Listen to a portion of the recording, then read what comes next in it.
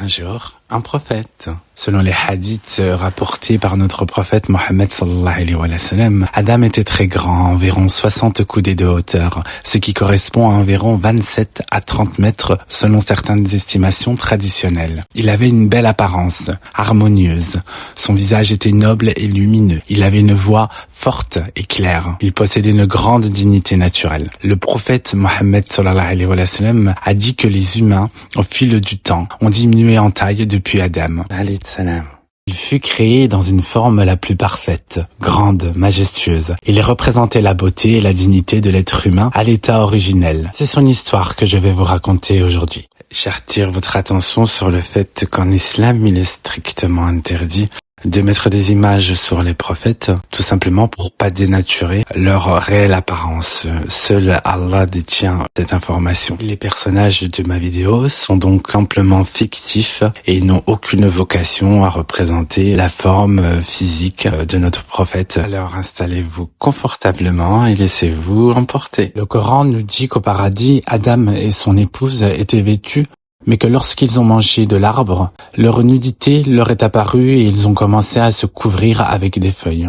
Sur Terre, la tradition islamique décrit les premiers humains comme portant des vêtements simples, faits de peaux d'animaux, de tissus naturels, de matières végétales. Concernant le turban, il n'y a pas de mention explicite dans le Coran disant qu'Adam portait un turban. Cependant, dans la culture prophétique arabe et islamique ancienne, le turban est un vêtement noble porté par les prophètes et les hommes respectables. Imaginez Adam, alayhi salam, le premier homme, grand, imposant, créé d'argile mais animé par le souffle divin.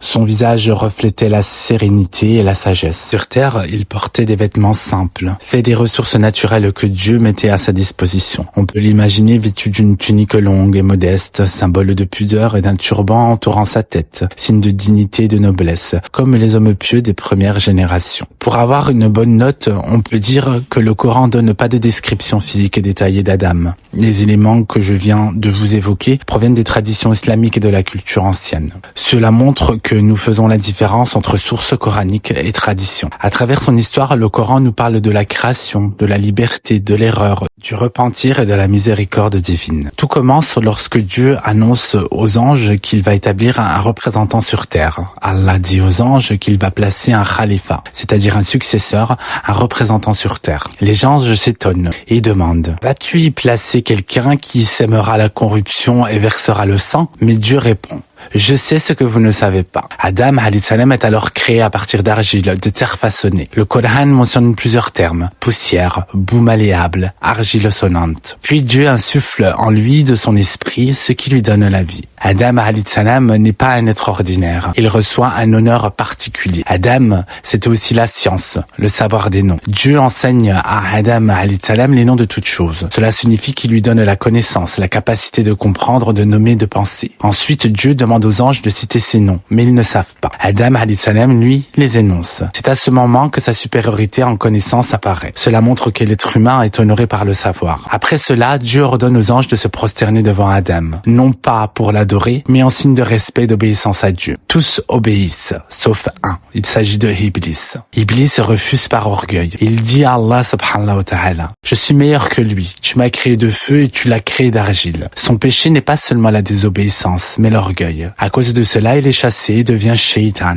le Satan. Il demande alors un délai jusqu'au jour du jugement pour tenter les humains. Il promet d'égarer les enfants d'Adam alayhi salam. Dieu installe Adam au paradis, puis il crée son épouse, Hawa, Ève, selon la tradition islamique. Ils vivent dans l'abondance. Dieu leur dit: mangez tout ce que vous voulez, mais n'approchez pas de cet arbre. Cet arbre devient le test. Mais ce sera une tentation et une chute immédiate qui s'ensuivra. Shaitan murmure à Adam alayhi salam et à son épouse.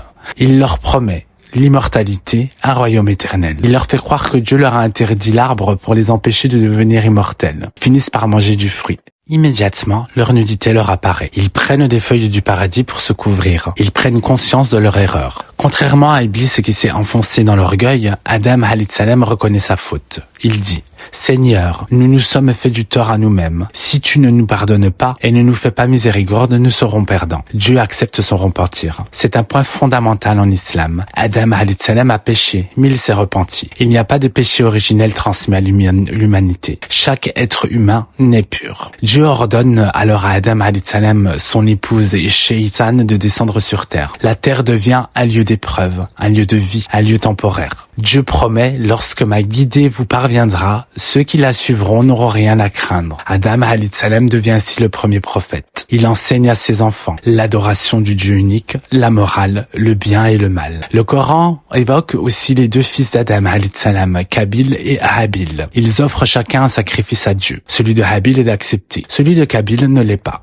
Par jalousie, Kabil tue son frère. C'est le premier meurtre de l'humanité. Ensuite, Dieu envoie un corbeau pour montrer à Kabil comment enterrer le corps de son frère. Ce passage montre les conséquences de la jalousie, la gravité du meurtre et l'importance de la responsabilité morale. Le Coran ne détaille pas la mort de Adam alayhi salam, mais selon la tradition islamique, Adam a vécu de nombreuses années. Il a transmis le message du monothéisme, il est mort en prophète. Il est considéré comme le père de l'humanité entière. Les grandes leçons de la vie d'Adam. L'histoire d'Adam nous enseigne la dignité de l'être humain, l'importance du savoir, le danger de l'orgueil, la réalité de la tentation, la puissance du repentir et la miséricorde infinie de Dieu. Adam alayhi salam n'est pas seulement le premier homme, il est le symbole de l'humanité. Nous faisons des erreurs, nous sommes tentés, mais nous pouvons toujours revenir vers Dieu. Allah subhanahu wa ta'ala. Son histoire, c'est tout simplement un message d'espoir.